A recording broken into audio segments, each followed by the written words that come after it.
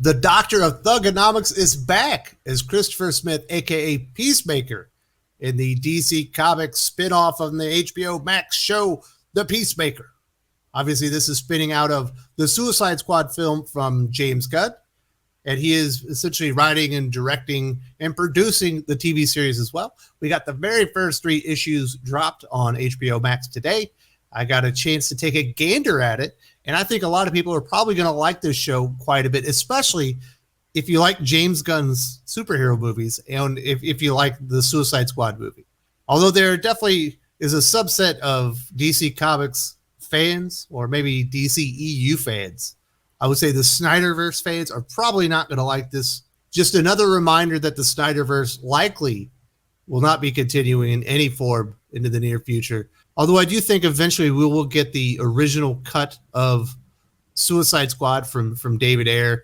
There's really no reason for him not to do it. It was already scored. It was pretty much done and delivered before they did a lot of reshoots, and they recut the thing, and they recut it to death. You saw that movie. It was terrible. We're here to talk about The Peacemaker, starring John Cena, rolling out of the Suicide Squad movie from James Gunn. As a James Gunn film, this is a particularly vulgar, and I do mean very vulgar. Particularly was probably not the right word. A very vulgar superhero TV show. If you do not like dick and fart jokes, this is not going to be the television show for you. But if you do like sophomoric humor in the vein of other James Gunn films and entertainments, you will probably like this quite a bit. There is a ton of it. And as a James Gunn film is wanting to do, he does push the limits, specifically with the violence.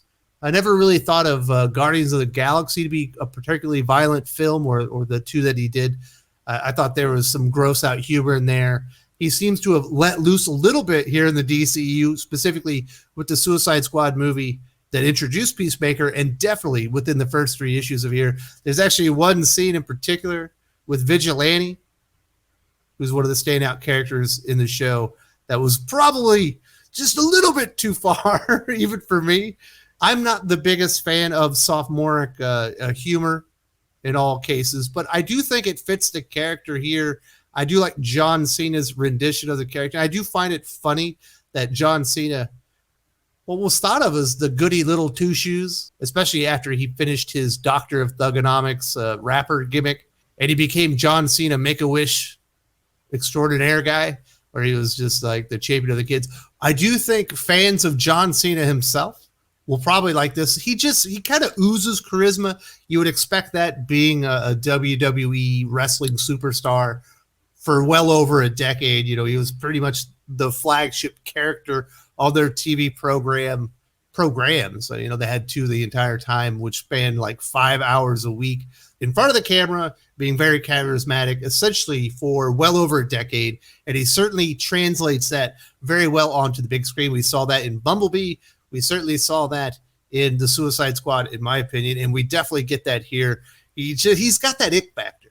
I can't take him nearly as seriously as Dwayne Johnson personally, but I do like him. He's got really good comedic timing, and I do think at the core of his actual being, and not his WWE character, he's kind of a big child. So I think it plays into a lot of the strengths that he has. Of course, if you're a female and you think John Cena has a nice body, you're going to like this because you get to see it a lot. We even get a little ass shot in there as a means of a joke in there. So there are a lot of things to enjoy about this. There's a pretty interesting ensemble cast. There's even a cameo from Waller, which you would have expected, and I thought that was done very well. You got to throw it in there. You do get a lot of little Easter eggs if you're a DC Comics fan. They even talk about Batmite as if Batmite is real in the DCU.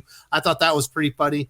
Now, as far as the ensemble cast, they gave them a lot of really weird names, except for one, I believe is the character's name is Mern. They're really good supporting characters. You've got like the newbie on the team, the larger black woman that we've seen in the trailers.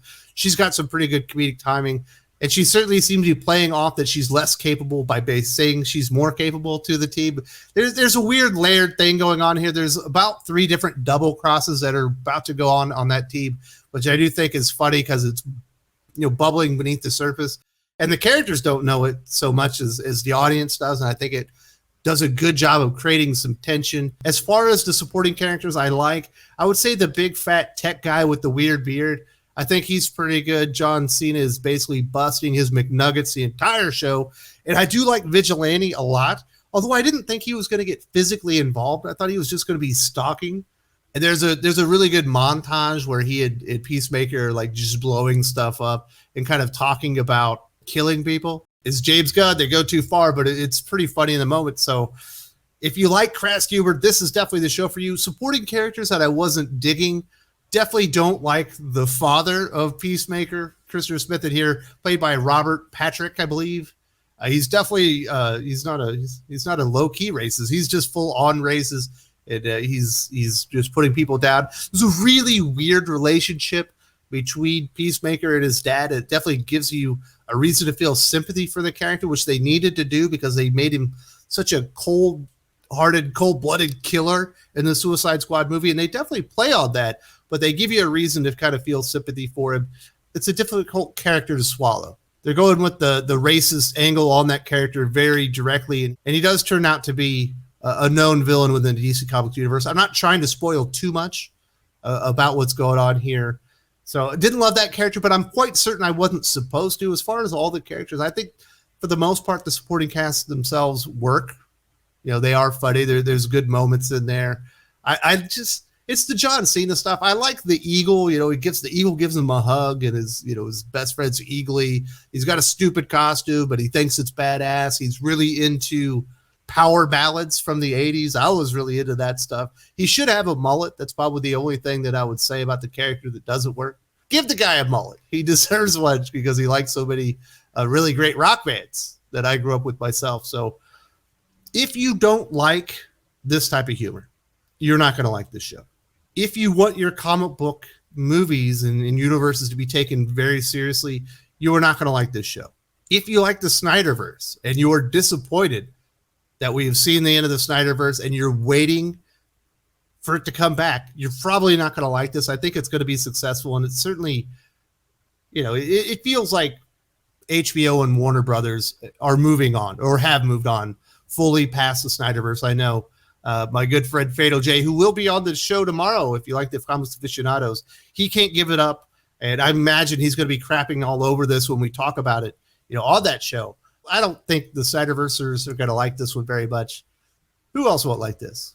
If you like a really well-developed set of villains that makes sense within the story, you probably won't like this. I'll be honest about that. The Butterflies, I believe is what they're called. I know there's Madam Butterfly in the DC universe. I don't think I've really seen a whole lot like this, or I don't remember reading anything quite like the Butterfly villains that are in this thing. They're not exactly the most compelling villains of all time. They almost feel like they could be out of something like Power Rangers. If I'm being completely honest, it's almost like a kid's villain, obviously with a lot more blood and guts and gore to it. But they don't exactly feel terribly threatening, at least at this point, the first 3 issues. So if you like a really good, compelling villain, which I guess Robert Patrick probably is, maybe he's the big villain, but the villain that they're tracking down in the first 3 episodes, it feels like a plot device just to keep the show moving forward and to keep the hijinks going along. So if that turns you off, you probably won't like this. There's a lot of stuff here to like. It is funny. I do think John Cena has got charisma. I think he's likable, even though he is a cold-blooded killer. The supporting cast is quite fine. I think the people that you're not supposed to like, you absolutely loathe. There's only one thing really, to me, as someone that liked the character from the Suicide Squad movie, that liked the Suicide Squad movie, that isn't the biggest fan of shit and dick humor, but can take it in small doses. I can watch The Hangover and enjoy it, and I think it works here. There's a moment where Peacemaker is supposed to take some people out. He says in the movie, I love peace so much, I will kill every man, woman, and child I have to ensure that it's there. And he has a moment where he's supposed to be killing somebody, performing the mission, and he freezes. That doesn't work for the character for me. They didn't present a compelling reason for him to do it. They did initially, and it's like, well, what if this? And they're like, well, we're not really sure. Well, I don't know if I could do that. But then when he's there, that situation is removed, and it's clearly that all the targets are bad, and it's time to get to work. And he hesitates. I don't know that that really works for the character that they created so far. And I don't know where that mental block came from. You would expect them to foreshadow a moment like that with, he's the killing machine. He's the guy that will kill everybody to ensure peace. He's the peacemaker. So I thought that didn't really line up. But otherwise, I think it's a pretty damn well-paced, really funny, raunchy superhero show. Very irreverent. As far as the shows that we should expect moving forward on HBO Max, this is really their first foot forward. Obviously, they have the stuff that was on DC Universe that was kind of moved over, and obviously they have access to the CW shows.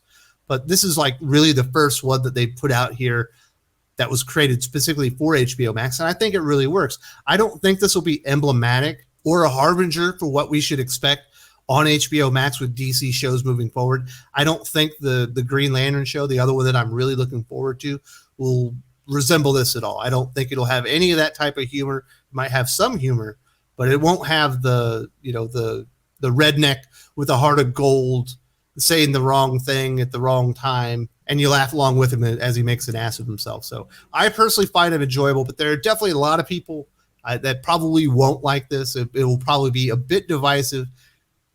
Rule of thumb, I say, if you like the Suicide Squad movie, and specifically you enjoyed Peacemaker in that, you will enjoy this. This is that character in a TV show that he stars in. It's the same writer, it's the same director, same producer, all that stuff. It's a James Gunn vehicle. If you didn't see the Suicide Squad, but you liked his work on Guardians of the Galaxy, or even better, his work on Super with Rainn Wilson, the movie that he did before that, you'll probably like this. It goes further, definitely goes further than Guardians of the Galaxy with the crude humor and the violence and the gore. It's probably more in line with Super, which I know a lot of people probably like. If you did not like that stuff, you are not going to like this. You've been warned. I imagine most of you came here because you're interested in the Peacemaker TV show. This is mostly a comic book channel. And last week, we reviewed the comic books we thought that people would enjoy reading. Peacemaker is a part of the Suicide Squad. We reviewed it in here very briefly, but if you're interested in comic books and maybe you don't know where to start, we've got a whole host of, I think it's 6 comic books that we recommended from last week if you're looking for something to read that's entertaining.